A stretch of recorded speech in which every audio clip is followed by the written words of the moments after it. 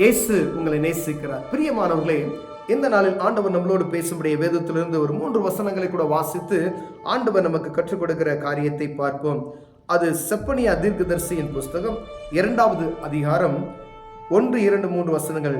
விரும்பப்படாத ஜாதியே, கட்டளை பிறக்கும் முன் பதரை போல நாள் பறந்து போகும் முன்னும், கர்த்தருடைய உக்கிரக கோபம் உங்கள் மேல் இறங்கும் முன்னும், கர்த்தருடைய கோபத்தினால் உங்கள் மேல் வரும் முன்னும் நீங்கள் உங்களை உய்ந்து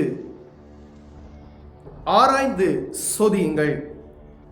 தேசத்தில் உள்ள எல்லா சிறுமையானவர்களே, கர்த்தருடைய நியாயத்தை நடப்பிக்கிறவர்களே, அவரை தேடுங்கள், நீதியை தேடுங்கள், மனத்தாழ்மையை தேடுங்கள். அப்பொழுது ஒருவேளை கர்த்தருடைய கோபத்தின் நாளில் மறைக்கப்படுவீர்கள். பிரியமானவர்களே, கர்த்தருடைய கோபாக்கினை நாள் என்று சொல்லப்படுகிற நாள், வேத புத்தகத்தை தீர்க்கதரிசிகள் உரைக்கிற எல்லா வசனங்களுமே ஆண்டவருடைய வருகை வருகிறது, ஆண்டவருடைய உக்கிரகமான நாள் வருகிறது என்கிற சத்தத்தை நாம் தொடர்ந்து கேட்டுக்கொண்டு இருக்க முடிகிறது. பிரியமானவர்களே, ஒருவேளை ஆண்டவருடைய வருகையை குறித்து எங்கெல்லாம் பேசப்படுகிறதோ, அவருடைய வருகையின் எப்படி இருக்கும் என்று சொல்லப்படுகிற அந்த காரியங்களை நாம் ஒவ்வொரு நாளும் கேட்டுக்கொண்டு இருப்போம். ஒருவேளை சொல்லப்படாத அறிவிக்கப்படாத இடங்களில் ஒருவேளை அந்த காரியத்தை குறித்து தெரிந்து கொள்ளாதவர்கள் இருப்போமே, ஆனால் ஆண்டவர் நம்மளோடு பேசும்படியாக இந்த நாள் அழைக்கப்படுகிறோம். அவர் வரும் பொழுது அவருடைய கோபாக்கினைக்கு நாம் ஆளாகாது இருக்கும்படிக்காய், விரும்பப்படாத ஜாதியே, கட்டளை பிறக்கும் முன் பதரை போல பறந்து போகும் முன்னும், அவர் வரும்பொழுது பதரை போல எல்லாம் என்ன செஞ்சிடும், பதரை எங்க செய்வோம்னா அக்கினியில சுத்தரிப்பார்கள் என்று சொல்லப்படும். அவர் இறங்கினா போதும் பதரை போல பறந்து போகக்கூடிய ஒரு சூழ்நிலை நாள் வரும் முன்னும், உக்கிரக கோபம் உங்கள் இறங்கும் முன்னும், தேவனுடைய உக்கிரகமான கோபம் நம்மேல் இறங்கும் முன்னும், கர்த்தருடைய கோபத்தினால் உங்கள் மேல் வரும் முன்னும், நம்ம மனிதர்களாகிய நாம் செய்யக்கூடிய பாவங்கள், கடவுளுக்கு விரோதமாய் செய்யக்கூடிய எந்த ஒரு காரியமும் அதற்கு எல்லா மனிதனுக்கும் தண்டனை உண்டு. ஏதோ இவர்களுக்கு தான் அவங்களுக்கு தான் அப்படின்லாம் இல்லை. உலகத்தில் இருக்கிற எல்லா மனிதனுக்கும் ஒரே நியாய தீர்ப்பு தான் உண்டாகும். வேணா நம் பிரிவினைகளை நாம் உண்டாக்கி வைத்திருக்கலாம். ஆண்டவர் சகல மனிதருக்கு அவரே சர்வ வல்லமையுள்ள தேவன். அவன் நியாயம் விசாரிக்கிறவர், அவர் நீதி விசாரிக்கிறவர். அவருடைய உக்கிரகமான நாள் வரும் பொழுது அவனவனுக்குடைய தண்டனையை அவனவனுக்கு ஆண்டவர் பகிர்ந்தளிக்கிறவராய் கடந்து வருகிறார். பதரையை போல பறந்து போகக்கூடிய ஒரு சூழ்நிலை. அவருடைய உக்கிரகமான கோபம் நம்மேல் வரும் முன்னும், அவருடைய எரிச்சல் நம்மேல் விழுகும் முன்னும், நாம் நம்மை ஆராய்ந்து பார்த்து நம்முடைய காரியங்களை சிந்தித்து உய்த்து நம்முடைய எல்லா அருவருப்புகளிலிருந்து நாம் விலகி போவோமே, ஆனால் ஆண்டவர் சொல்லுகிறார், அப்படிப்பட்டதான ஒரு கோபத்திலிருந்து ஒருவேளை ஆண்டவர் மனமாறுவதற்கு வல்லமையுள்ளவராய் இருக்கிறார்.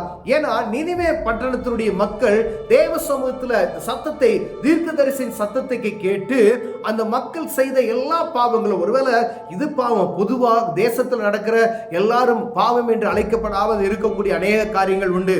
வெளிநாடுகள் எல்லாம் அப்படி அருவருப்பான காரியங்கள் நடந்து கொண்டு இருக்கிறது.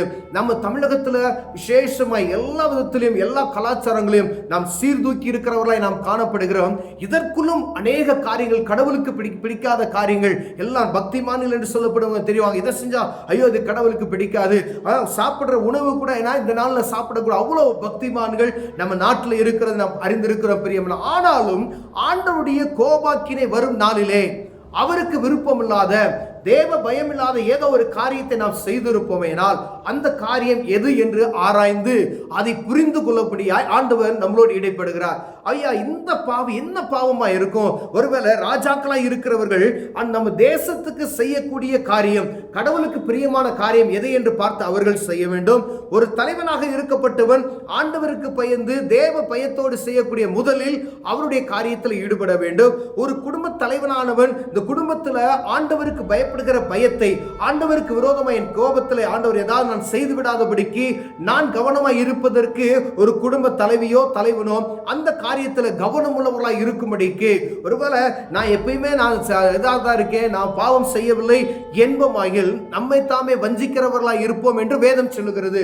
நான் பாவி இல்லை என்று சொல்லுகிற எந்த மனிதனும் தன்னைத்தானே அவன் வஞ்சித்துக் கொள்கிறான்.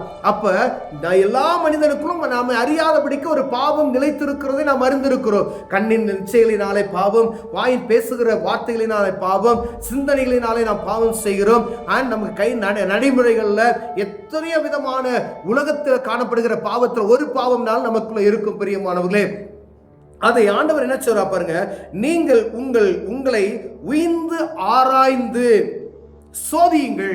அப்போ ஒவ்வொரு தனிப்பட்ட மனிதனும் ஒரு தனிப்பட்ட ஒரு குடும்பத்தில் இருந்து ஆரம்பிப்பு போனால் தேசத்தினுடைய அதிபதி வரைக்கும் எல்லாரும் தன்னங்களை தானே ஆராய்ந்து பார்க்க முடிய ஆண்டவர் விரும்புகிறார் பிரியமானவர்களே. ஆராய்ந்து பார்த்து எனக்குள்ள அப்படிப்பட்டதான கடவுளுக்கு விருப்பமில்லாத ஏதாவது பாவம் நான் செய்தனா என்று பார்க்கும்படியா ஆண்டவர் என்ன செய்றாரு, சோதித்து அறியுங்கள். அப்ப பாருங்க, தேசத்துல எல்லா சிறுமையானவர்களே, நீங்க சிறுமையா இருக்கலாம், ஆனா நீங்க என்ன செய்யுங்க, கர்த்தருடைய நியாயத்தை நடப்பிக்கிறவர்களே,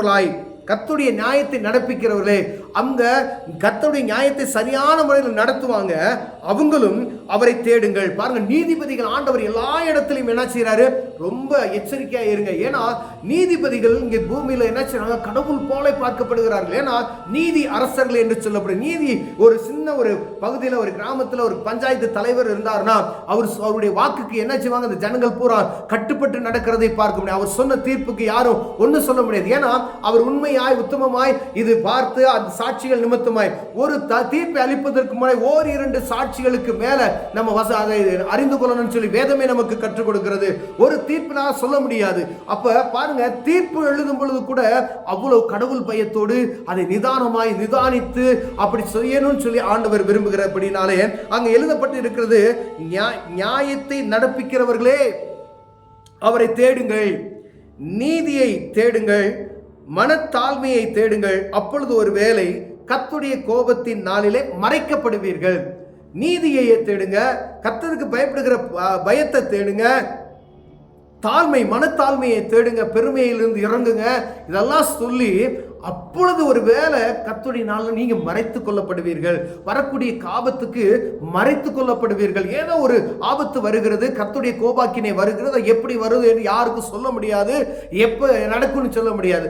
ஆனா அப்படி ஒரு சம்பவம் நடக்கும் பொழுது தேவ சமூகத்தில் நம்மை ஆராய்ந்து பார்த்து நம்முடைய பாவ காரியங்களை உயிர்த்து ஆராய்ந்து அதை விட்டு விலகி நம்ம தேவ சமூகத்தில் காத்திருந்து புதுபலனை நாம் பெற்றுக்கொள்வோமேனால், இந்த பாவத்திலிருந்து நாம் விடுவித்துக் கொள்வோமேனால், இந்த பாவம் என் குடும்பத்தை சூழ்ந்திருக்கிறது, இந்த பாவம் என் பகுதியை சூழ்ந்திருக்கிறது, இந்த பாவம் எங்க நாட்டில் சூழ்ந்திருக்கிறது, இந்த பாவம் எனக்குள்ள இருக்கிறது என்று ஒவ்வொருவரும் தனித்தனியாய் ஆராய்ந்து பார்த்து ஆண்டவர் சமூகத்துக்கு திரும்புவோமேயானால் அப்பொழுது என்ன செய்றாராம், நாம் மறைத்துக் கொள்ளப்படுவோம் என்று வேதம் சொல்லுகிறது பிரியமானவர்களே.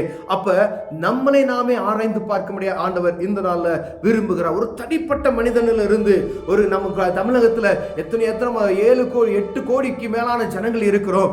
8 கோடிக்கு மேலான ஜனங்கள், 10 கோடி அவ்வளவு கூட நம்ம கணக்கினுடைய சரியாக பார்க்கலாம். அப்ப அவ்வளவு ஜனங்கள் இருக்கிற இடத்துல ஒரு தமிழகத்துல நம்ம தேசத்துல 29 மாநில 8 யூனியன் பிரதேசத்துல இருக்கிறது 144 கோடி ஜனங்களுக்கு மேலான ஜனங்கள் இருக்கிறான். அப்ப என் குடும்பம், என் வீடு, நான் தனிப்பட்ட மனிதன், என்னுடைய பகுதி, என்னுடைய நாடு, என்னுடைய மாவட்டம், என்னுடைய தேசம், என்னுடைய இந்திய தேசம் பாதுகாக்கப்படுவதற்கு நமக்குள்ள காணப்படுகிற எல்லா காரியங்களையும் சீர்தூக்கி பார்க்கும்போது எந்த மனிதனும் நம்மளை தொட முடியாது என்பதை ஆண்டவர் நம்மளை அழைக்கிறார் பிரியமான. எந்த நாடும் நம்மளை பயமுறுத்த முடியாது, எந்த மனிதனுடைய கோபாக்கினை நம்ம வர முடியாது.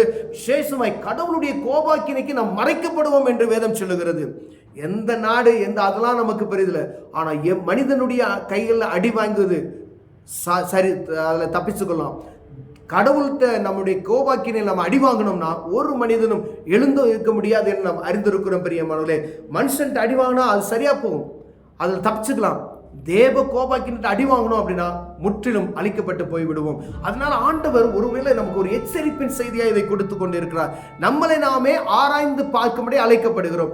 நமக்குள்ள காணப்படுகிற பாவங்களை அறிக்கை செய்து அதை விட்டு விடுவோமேனால் நாம் இரக்கம் பெறுகிறவர்களாய் காணப்படுகிறோம். கண்களை மூடுவோம். ஜெபம் செய்வோம். அன்பின் தகப்பனே, நாங்கள் எங்களை ஆராய்ந்து பார்த்து கர்த்தருக்கு விருப்பமில்லாத செயல்கள் எனக்குள்ள இருக்குமே எனால் அதை விட்டு விடுவதற்கு எனக்கு உதவி செய்யும். அதே போல் ஆண்டவர் இந்த செய்தியை கேட்கிற ஒவ்வொருவருக்கும் கர்த்தருக்கு பயப்படுகிற பயம், கடவுளுக்கு பயப்படுகிற பயம், அதை அறிந்து ஆராய்ந்து பார்க்கிற ஒரு உணர்வை தந்தருளுகிறார். இயேசுவின் நாமத்தில் பிதாவே, ஆமென்.